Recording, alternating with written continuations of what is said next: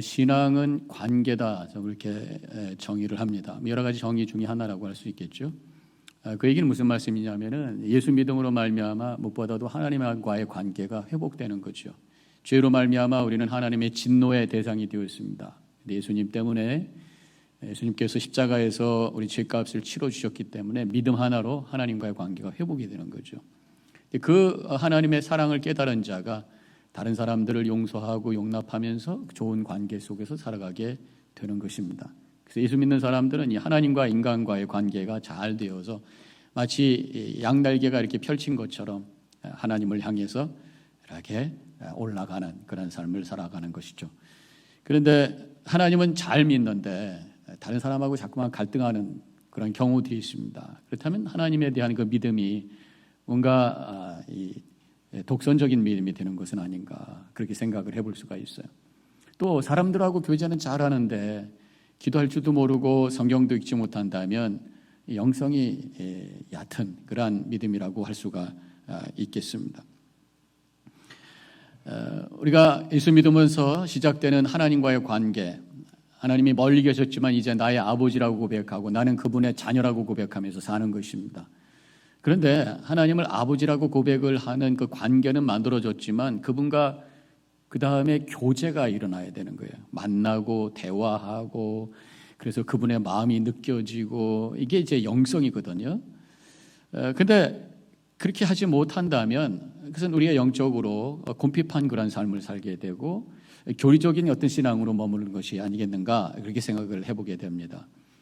제가 만약에 아버지만 계시다면은, 그런데 아버지하고 한 번도 만나지도 않고 한 번도 대화도 안 하고 전화도 안 하고 산다면 그 뭐 고아와 다를 바가 없는 거지요. 또 아버님 입장에서는 아들이라고 하나 있는 게 연락도 안 하고 또 만날 수도 없다면 얼마나 아버지 입장에서는 마음이 아프겠는가, 그런 생각을 해보게 됩니다. 마찬가지로 우리가 신앙적으로도 하나님을 아버지라고 고백하는데 그분을 한 번도 만나본 적이 없고 그분과 대화도 할 줄 모르고 그렇다면 이 영적인 고아와 다름이 없는 거예요. 또한 하나님 아버지 입장에서는 자녀가 만나주지도 않고 대화도 하지 못한다면 그 자녀는 영적으로 불효막심한 그런 모습이라고 할 수가 있겠죠. 그래서 우리가 하나님과의 관계가 있다면 그 다음에 필요한 것이 교제라고 할 수 있어요. 만나고 대화하고 그분의 임재를 체험하고 뭐 이런 어떤 영적인 깊이가 우리 가운데 있어야 된다고 하는 것입니다. 오늘 말씀은 이사야가 성전에서 하나님을 만나는 그러한 이야기가 나옵니다. 그래서 오늘 이사야가 하나님을 만나는 장면을 보면서 우리가 하나님을 만난다고 하는 게 구체적으로 어떻게 가능한 것인가 한번 몇 가지 생각을 해보려고 해요. 1절에 이렇게 쓰여져 있습니다. 우시야 왕이 죽던 해에 내가 본즉 주께서 높이 들린 보좌에 앉으셨는데 그 옷자락은 성전에 가득하였고, 이렇게 나오죠.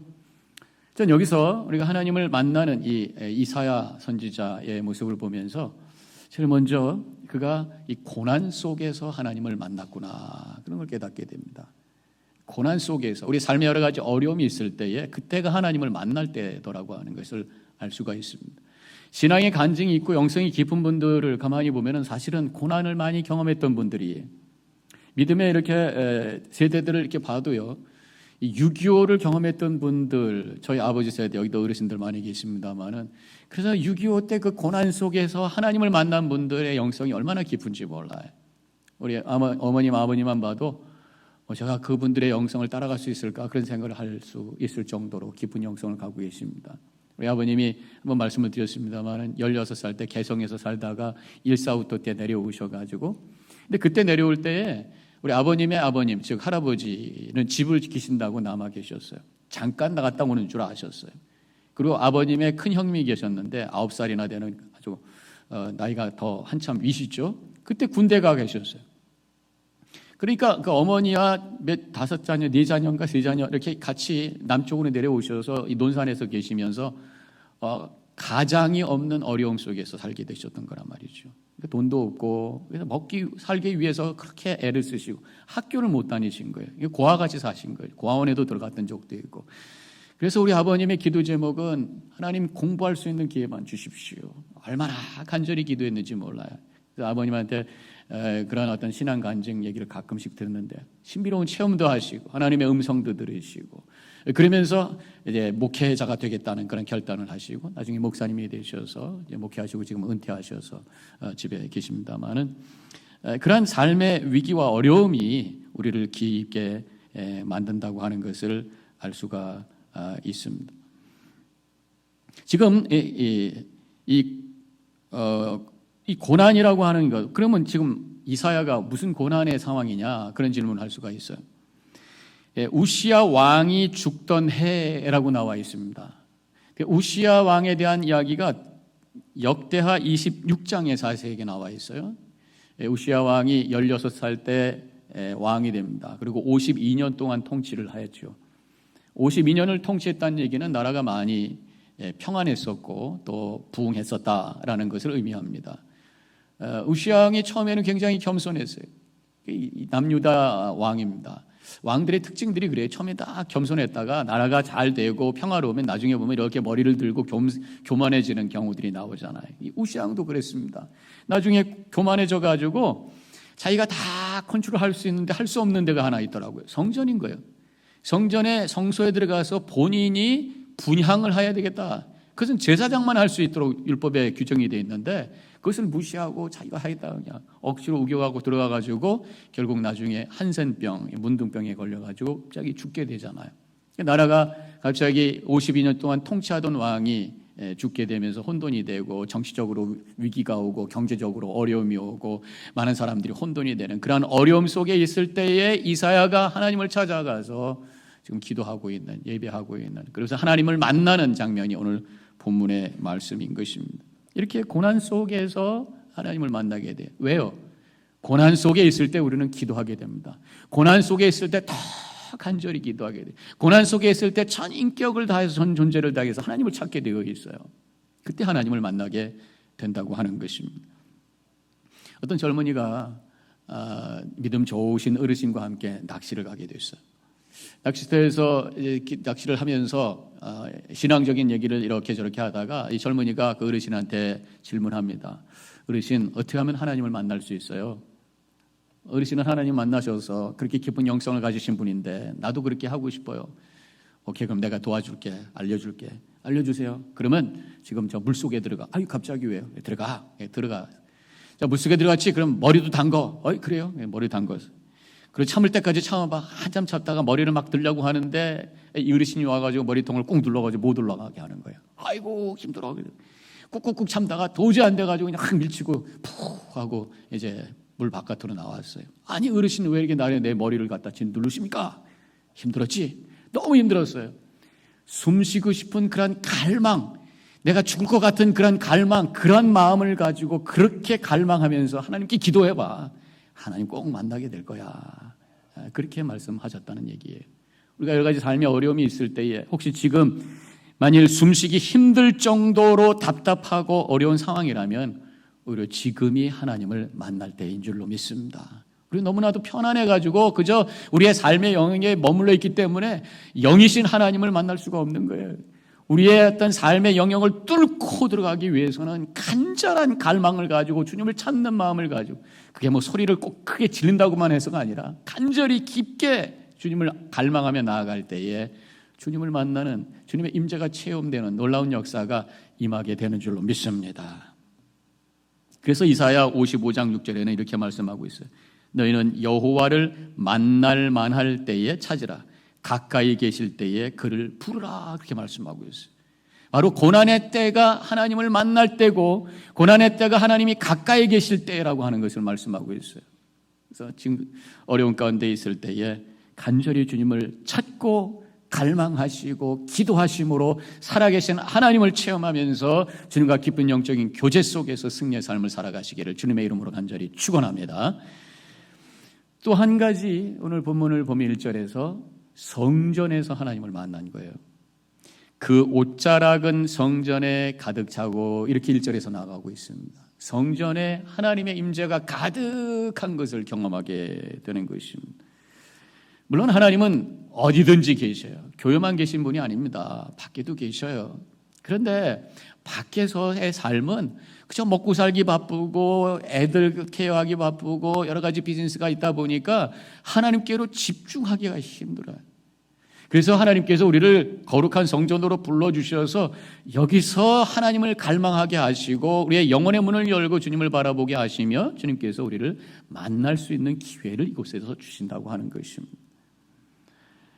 지금 우리가 영상 예배를 집에서 드리시는 분들이 많이 계세요. 요새 우리가 대면으로 1, 2, 3부 예배 합치면 한 250명, 260명 이렇게 드리고 있고요.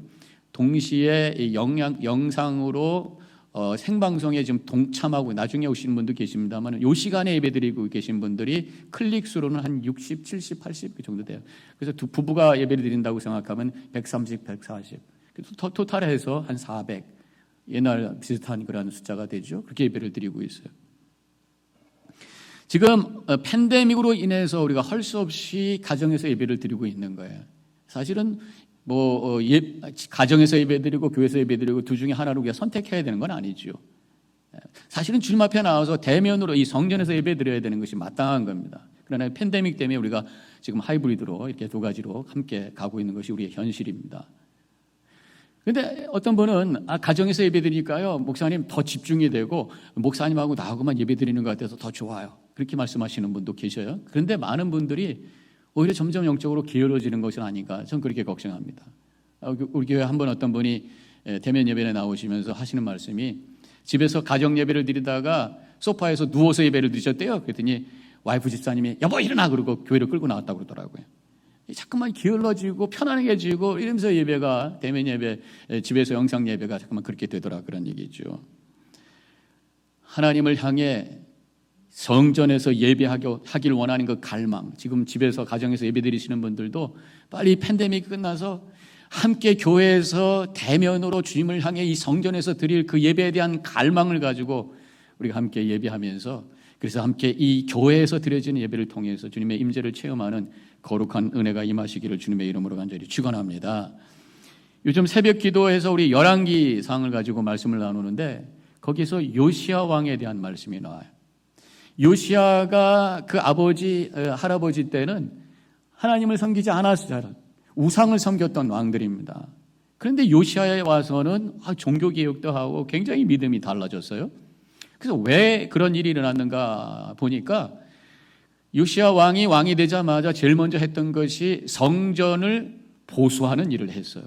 그게 어떤 이유였는지는 성경에서 잘 나오지 않습니다만 어떤 정치적인 이유였든지 개인적인 이유였든지 모르지만 어떤 성전에 대한 그런 어떤 애착과 사랑을 가지고 성전이 여러 가지로 허술해지고 더러워지고 했기 때문에 성전을 보수하는 일을 했어요. 그러다가 율법책을 발견하게 됩니다. 율법책을 발견하고 그것을 읽으면서 하나님의 음성이 들려지고 본인이 얼마나 하나님의 뜻으로부터 멀어졌는가를 깨닫게 되면서 무릎 꿇고 통회하면서 기도하는 역사가, 회개하는 역사가 일어나게 되죠. 옷을 찢으면서 하나님께 회개하게 됩니다. 그리고 이제 백성들에게 그 말씀을 읽히게 하면서 온 나라가 종교개혁이 일어나죠. 우상을 다 태워버리고 제단을 무너뜨려버리고 다시 한번 하나님께 유월절로 예배를 드리고 감격으로 예배드리면서 나라가 새로워지는 역사가 일어나게 돼요. 성전을 귀하게 여겼더니 하나님의 말씀이 발견이 되고 하나님의 음성이 들려지고 자신이 하나님 앞에 은혜를 받게 되고 변화되는 역사가 일어났다고 하는 것입니다. 바로 이 교회, 성전을 사모하는 마음, 이것이 바로 하나님을 만날 수 있는 길이라고 하는 것입니다. 하나님께서 우리에게 뉴저지 연합교회를 허락해 주셔서 이 교회를 사랑하고 귀하게 여길 때에 하나님의 은혜의 통로가 열려지는 역사가 일어나게 되는 줄로 믿습니다. 성전에서 이 이사야가 했던 것은 찬양, 하나님을 예배하는 것이었어요. 2절과 3절에 스랍들이 모이고 섰는데 각기 6날개가 있어 그 둘로는 자기의 얼굴을 가리었고 그 둘로는 자기의 발을 가리었고 그 둘로는 날며 서로 불러 이르되 거룩하다 거룩하다 거룩하다 만군의 여호와여 그의 영광이 온 땅에 충만하도다 하더라. 이런 말씀이 나옵니다. 지금 이사야가 고난 가운데 나라가 여러 가지 복잡한 가운데 있을 때에 성전에 들어갔어요. 그때 주님을 향해서 바라보며 기도하며 예배합니다. 그때 천사가 나타나서 하나님을 찬양하는 그런 장엄한 모습이 나와요. 전 그렇게 믿습니다. 우리가 예배하는 이 순간에 바로 천군 천사도 하나님을 찬양하는, 함께 동참하는 거룩한 예배가 되는 줄로 믿습니다. 그런데 지금 여기서 스랍이라는 단어가 나와요. 잠깐 참고적으로 보면 이 스랍이라는 단어는 서라핌이라고 하는 원어에서 나온 그러한 단어입니다. 저기 이렇게 그림이 나왔습니다. 이따 설명하겠습니다. 날개가 6개가 있는 이제 그러한 형상으로 나오고 있어요. 그런데 또 성경에는 그룹이라는 단어가 나와요. 이 그룹이라고 하는 그것도 천사의 이름인데, 체루빔이라는 것에 이제 음역이죠. 에덴 동산에서 문을 지키던 그런 천사, 또 법궤의 뚜껑, 속죄소라고 하는데 그 위에 하나님께서 이 그룹의 형상 2개를 만들어서 날개를 맞대게 하라. 그래서 그것을 이렇게 만들어 놓은 조각품이 우리가 사진에 보면, 그림에 보면 나오잖아요. 법궤를 지키고 또 에덴 동산을 지키는 그러한 역할을 했던 천사가 그룹이에요. 스랍은 하나님을 찬양하는, 보좌 앞에서 찬양하는 그러한 천사고, 보통 엥겔레스라고 하는 이 천사는 남성 명사로서 하나님의 어떤 사신의 역할, 심부름꾼, 그런 역할을 했던 존재가 바로 일반 천사죠. 오늘 말씀에서 이 스랍이 나오는데 하나님을 찬양하는 모습이 나와요. 6날개가 있는데 먼저 2날개는 얼굴을 가렸다 그랬어요. 하나님을 향해서 우리가 예배할 때에 얼굴을 가리셔야 돼요. 여러분들 지금 마스크 쓰고 얼굴을 가리고 계신데, 이런 진짜 피지컬한 얼굴을 가리라고 하는 것이 아니라 나를 드러내려고 하는 것을 내려놔야 된다는 거죠. 이 예배가 내가 드러나서는 안 되는 거예요. 하나님만 드러나는 시간이 예배인 줄로 믿습니다. 내 생각, 내 체면 이런 거 다 내려놓고 하나님만 올려지는 그런 예배. 또 2날개는 발을 가렸다 그랬어요. 발이라고 하는 것은 예배 드릴 때에 하나님을 향해 경건한 마음으로 다가오는 모습이라고 할 수 있겠습니다. 이렇게 발꿈치를 들고 살살살살 주님을 향해 나와서 무릎 꿇고 엎드려져 있는 그 모습이 발을 가렸다라는 표현 속에 있는 의미라고 생각해요. 그래서 내 얼굴을 가리고, 내 체면을 가리고, 내 모습을 가리고, 내 주님 앞에 겸손히 마음에 무릎을 꿇고 드려지는 예배. 그런데 6날개 중에서 2개가 남았어요. 2개의 날개는 계속해서 날개를 치면서 하나님을 찬양했다, 그렇게 나와 있습니다. 얼굴을 가리고 발을 가렸다고 해가지고 축 처진 그런 상태에서 예배하는 것이 아니라 남은 2날개를 가지고 막 생기발랄하게 기쁨으로 생명력 충만하게 하나님을 예배하는 그 모습이 이 바로 스랍, 지금 천사가 하나님을 향해서 예배하고 있는 그런 모습이에요. 저는 이 날개치는 모습이 우리에게 주어진 이 2 손이 아닌가. 오늘은 3부 예배는 찬양 예배가 아닙니다만은 2부 예배할 때 보면은 손을 들고 박수를 하고 이 2날개를 가지고 움직이면서 드려지는 그런 예배, 생기 있는 예배, 살아있는 예배, 이 하나님 받으시는 예배, 하나님 임재가 체험되는 예배라고 하는 것입니다. 이렇게 이사야는 하나님을 만났어요. 고난 가운데 성전에서 예배와 찬양 속에서 하나님의 임재가 체험되고 하나님의 경험, 하나님의 은혜가 체험되는 그런 살아있는 경험을 하게 됩니다. 근데 하나님을 만나는 순간이라고 하는 것이 이렇게 단순히 체험으로 끝나는 것이 아니더라고 하는 것을 오늘 말씀을 통해서 보여주고 있어요. 하나님을 만난 다음에 그 다음에 이사야에게 2가지 일이 일어났습니다. 첫 번째로는 자신을 발견하는 역사가 일어났어요. 5절에 그때에 내가 말하되 화로다 나여 망하게 되었도다. 나의 입술이 부정한 사람이요 나는 입술이 부정한 백성 중에 거주하면서 만군의 여호와이신 왕을 베었음이로다 하였더라. 그렇게 고백하고 있습니다. 내가 망했다는 얘기 뭡니까? 내가 죄인입니다, 큰일 났습니다 라는 그런 고백이죠. 자신이 하나님 앞에 죄인이라고 하는 것을 발견하면서 통회하고 있는 그러한 모습이에요. 바로 이렇게 하나님의 임재가, 거룩하신 하나님의 임재를 체험할 때에 제일 먼저 모든 사람들이 공통점으로 느끼는 것이 내가 하나님 앞에 얼마나 죄인인가라는 걸 깨닫게 되면서 회개하게 되는 거죠. 근데 그 회개는 단순히 머릿속으로 동의하는 정도가 아니라 내 영혼으로 아픔으로 고백하며 눈물로 통회하면서 하나님 앞에 나아가는 그런 고백이 되는 것입니다. 사람은요 원래 자기 잘못보다는 다른 사람 잘못을 잘 보게 되어 있어요. 왜냐하면 내가 항상 눈으로 다른 사람을 보잖아요. 거울로만 봐야지 나를 보는데 그것도 가끔 보잖아요. 우리 항상 다른 사람만 보니까 다른 사람을 바라보면서 이거 잘했네, 저거 못했네, 그리고 다른 사람 평가하고 정죄하기를 참 잘해요. 그런데 나를 보고 나에 대해서 솔직하고 정직하게 자신의 잘못을 고백하고 발견할 수 있는 것은 다른 방법이 없습니다. 하나님 앞에 설 때만 가능한 줄로 믿습니다. 하나님의 거룩하심 앞에 우리가 설 때에 그 거룩하시고 흰 옷 앞에 나의 추함과 더러움이 보이기 시작하고 그리고 고백하게 되는 것이, 사람들과 함께 있으면요 자신의 모습을 잘 보지 못해요. 다른 사람의 잘못을 보느라고 내 모습을 보지 못해요.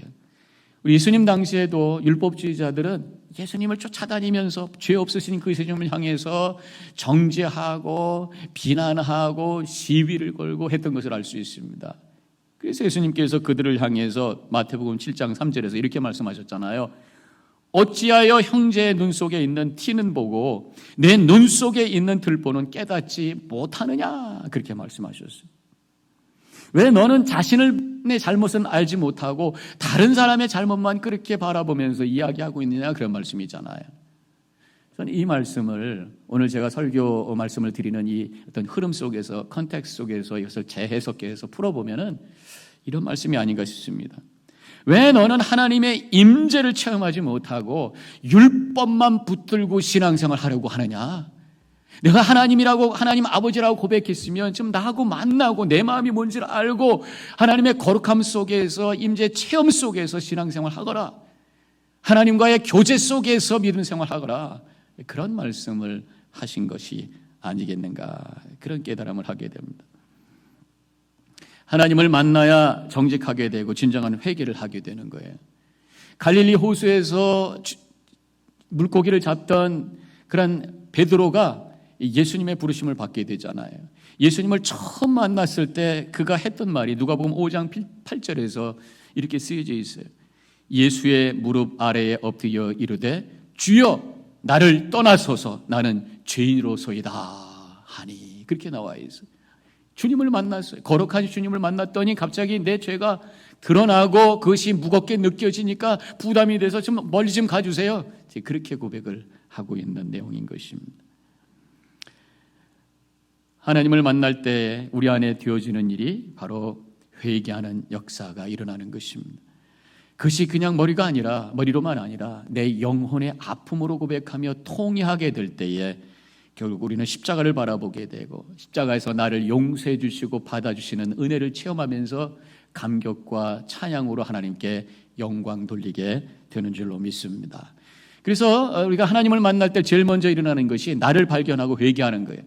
또 한 가지 이사야가 하나님을 만난 다음에 자신에게 일어났던 일이 바로 사명을 깨닫게 되었다고 하는 것입니다. 8절에 이렇게 써져 있어요. 내가 또 주의 목소리를 들으니 주께서 이르시되 내가 누구를 보내며 누가 우리를 위해 갈고 하시니 그때에 내가 이르되 내가 여기 있사오니 나를 보내소서 하였더니, 이제 주님의 은혜를 체험했어요. 내가 망하게 되었구나. 그러나 주님께서 죄를 용서해 주시는 것을 체험하면서 주님 내가 가겠습니다. 주님 나를 보내소서 하면서 사명을 가지고 이제 선지자로서의 역할을 감당하며 세상을 향해 나아가는 이 이사야의 모습을 보게 됩니다. 하나님을 만난 사람에게 와지는 그 결과가 바로 사명이에요. 우리가 예수 믿고 은혜를 깨닫는 거 참 큰 은혜입니다. 근데 여기서 머무르면 안 돼요. 그 믿음은 거기서 한층 더 나가서 사명을 깨달을 때 그 또한 큰 은혜입니다. 사명을 깨닫는 것이 우리에게 얼마나 큰 은혜인지 몰라요. 왜냐하면 사명을 깨달을 때에 내 존재가 가치를 바라기 시작합니다. 내가 왜 사는지를 알 때에 열정적으로 살게 되고 가치 있게 살게 되고 그것이 나에게 큰 복이라는 것을 깨달으면서 기쁨 속에 살게 되는 것이에요. 사명을 깨닫는 것이 바로 은혜라고 하는 것입니다. 믿음은 나의 가치를 찾는 일이에요. 내가 어쩌다가 이 세상에 던져진 존재가 아닙니다. 하나님께서 목적과 뜻이 계셔서 나를 만들어 주시고 나를 이 세상에 보내주신 줄로 믿습니다. 하나님의 목적이 계셔서 나를 불러주셔서 하나님의 자녀요 백성으로 삼아 주신 줄로 믿습니다. 그걸 깨달을 때에 와지는 희열, 그것을 깨달을 때 내 삶의 그 어떤 그 퀄리티가 바뀌고 열정이 바뀌는 그 은혜, 그것을 우리가 경험하게 되는 거죠. 그러면 하나님이 우리를 향한 궁극적인 목적이 무엇일까? 우리가 여러 번 말씀드렸잖아요. 그래서 하나님의 영광이라고. 그런데 하나님의 영광을 위해 산다고 했을 때 아주 프랙티컬하게 우리가 제일 먼저 시작해야 될 게 뭐라고 생각합니까? 바로 예배예요. 오늘 이 예배 이 자리에 참여하신 여러분들, 우리에게 하나님께서 향하신, 우리를 향하신 그 목적을 이루는 귀한 자리인 줄로 믿으시기를 바랍니다. 예배가 바로 우리에게 주어진 사명이에요. 그런데 예배를 잘 들으시는 분들은 다른 데를 이렇게 바라보면서 거기는 예배가 없네, 저쪽에는 예배가 없네, 거기도 예배가 좀 세워졌으면 좋겠네, 이런 마음을 갖게 되잖아요. 그게 바로 선교 사명이에요. 선교라고 하는 것의 정의를 어떤 분은 이렇게 말합니다. 예배가 없는 곳에 예배가 있게 하는 것이 선교다. 믿지 않는 분들에게 복음을 전합니다. 그들이 예수 그리스도를 믿게 되고 그 은혜에 대한 감동이 있게 되고, 그래서 그들도 예배에 대한 사명을 갖게 되고 예배를 이루게 되는 거예요. 교회가 세워지고 예배가 생기는 거예요. 이것을 위해서 움직이는 것이 바로 선교예요. 예배와 선교가 따로 있는 것이 아니라고 하는 것입니다.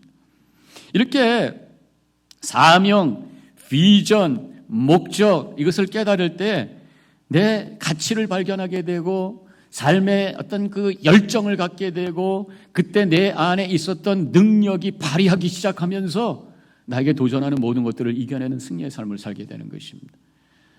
언젠가 제가 스파이더맨 2라고 하는 영화를 봤던 적이 있어요. 뭐 애들 보는 그런 영화입니다만은 나름대로 다 교훈이 있습니다.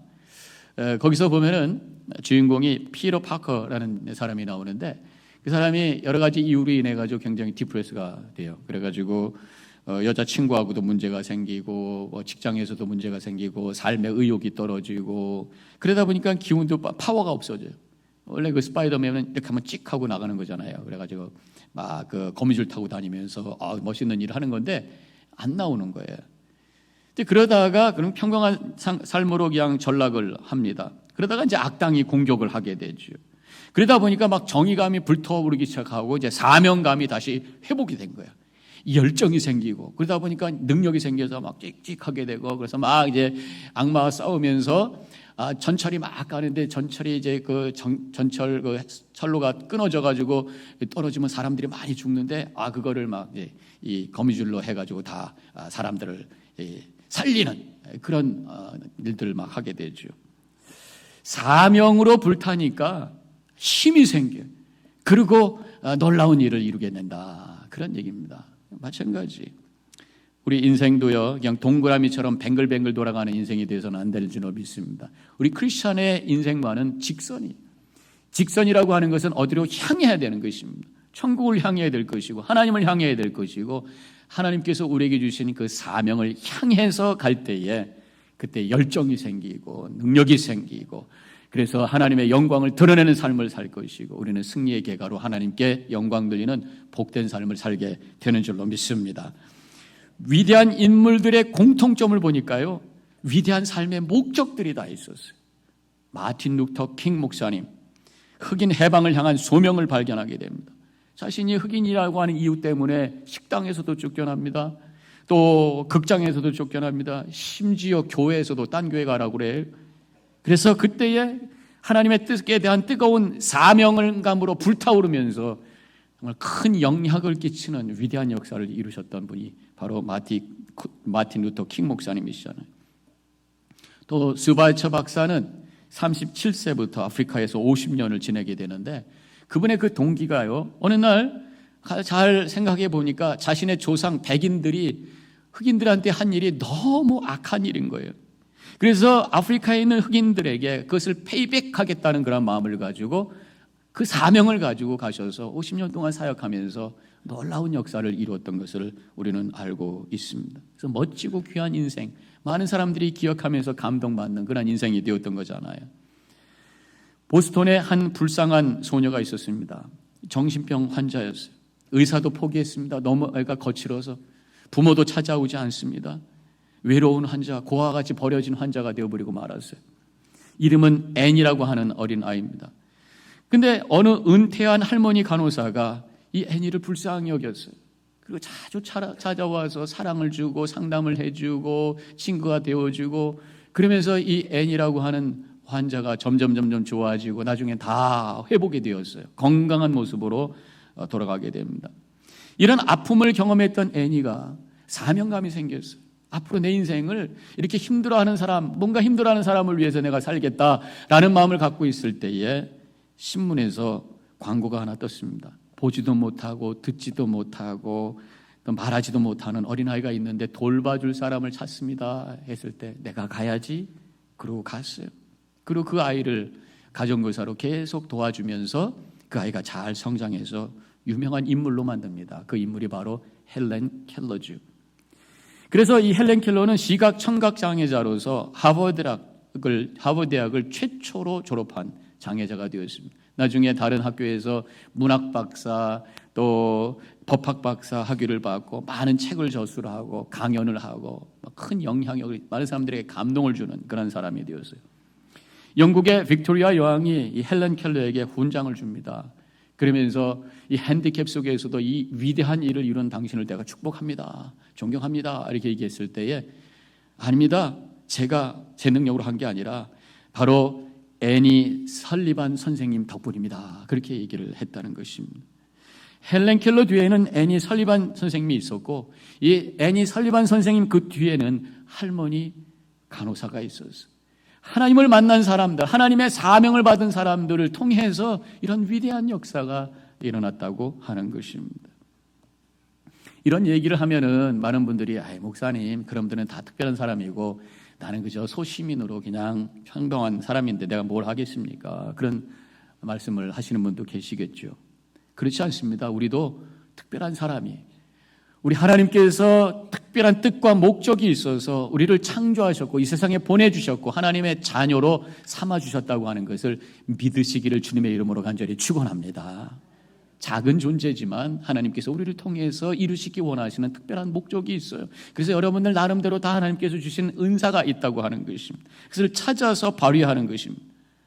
목사님 아무리 생각해도 나는 은사도 없고 돈도 없고 능력도 없는데 내가 뭘 하겠어요? 우리가 할 수 있는 거 있어요. 저는 그것이 무엇보다도 먼저 중보기도로부터 시작이 돼야 된다고 믿습니다. 우리 자녀들을 위해서 하나님께서 우리 인간을 만들어 놓은 다음에 제일 먼저 우리에게 주신 명령이 있습니다. 창세기 1장에서 생육하고 번성하라. 자녀들 잘 양육해라. 우리들에게 주어진 자녀들을 위해서 기도하는 것 우리가 해야 될 사명이고 교회를 위해서 성도들을 위해서 기도하는 것 중보기도하는 것 이거 우리의 사명이에요. 하나님께서 이 교회를 이 세상에 세우신 것은 이 세상에 하나님의 나라를 세우기 위한 영적인 교두보로 여기에다 세워주신 것이 그래서 교회가 튼튼하게 잘 세워져야 하나님의 구원의 역사 하나님의 나라가 세워지는 일이 잘 이루어지는 줄로 믿습니다. 그래서 성도들을 위해서 서로 기도하고 교회를 위해서 기도하는 것 특별히 이러한 팬데믹 상황 속에서 교회가 흔들리지 말고 여러 가지 삶의 어려움 속에 힘들어하는 성도들이 건강하게 잘 세워질 수 있도록 중보기도하는 것 굉장히 중요한 거예요. 또 나라를 위해서 이 나라를 위해서 우리 조국을 위해서 세상을 위해서 기도하는 것 하나님께서는 우리의 중보기도를 통해서 당신의 구원의 역사를 이루시기 원한다고 하는 것을 믿으시고 매일매일마다 기도 제목을 적으시고 기도하셔서 하나님의 구원의 뜻을 이룰 수 있는 여러분들과 제가 되기를 주님의 이름으로 간절히 축원합니다. 중보기도하는 자에게 하나님께서는 지혜와 능력을 주셔 그래서 기도하는 그것을 위해서 움직일 수 있는 지혜를 주시고 능력을 주셔서 결국 하나님의 뜻을 이룰 수 있도록 주님께서 도와주신다고 하는 것입니다. 하나님께서는 우리에게 믿음을 주셨어요. 그 믿음을 주심을 감사하면서 살아가시고 그 믿음을 주신 하나님을 향해서 다가가셔서 하나님과 깊은 영적인 교제를 통해서 내 자신을 발견하고 사명을 발견하고 그 사명을 위해서 하나님 나를 보내주옵소서 이 세상에 나가 하나님의 뜻을 이룰 수 있는 주님의 은혜의 통로로 살겠습니다. 결단하면서 살아가심으로 하나님께 영광 돌리시고 우리에게는 큰 가치를 바라는 복된 삶을 살아가시기를 주님의 이름으로 간절히 축원합니다. 기도하겠습니다.